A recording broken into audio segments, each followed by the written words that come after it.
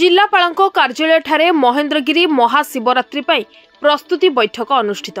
गजपति जिलार प्रसिद्ध शैवपीठ महेन्द्रगिरी पर्वत शिखर में चलित वर्ष महाशिवरात्रि महाआडंबरे पालन करा निमंते आज अपराह्न 4टा बेले जिलापालଙ୍କ सम्मेलनी कक्षठारे जिलापाल विजय कुमार दास अध्यक्षतार प्रस्तुति बैठक अनुष्ठित हो जाइछि। आसंता 25 और 26 तारीख 2 दिन शिवरात्रि अनुष्ठित हेबो। एथिपाई विभिन्न प्रसंग को नहीं आलोचना करा जायथिला।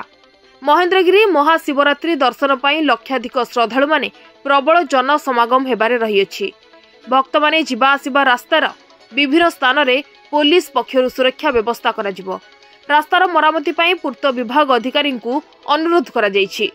पर्वत शिखर रे संपूर्ण मादक द्रव्य निषेध करा जायछि और प्लास्टिक व्यवहार न करबाकू निर्देश दिया जायछि। सेहीपरि स्थानीय जनसाधारण और जनप्रतिनिधि मानकु नै कईपुर ठारे एक स्वतंत्र बैठक अनुष्ठित कराइबाकू तहसीलदार रायगढ़ को निर्देश दैछन्ति।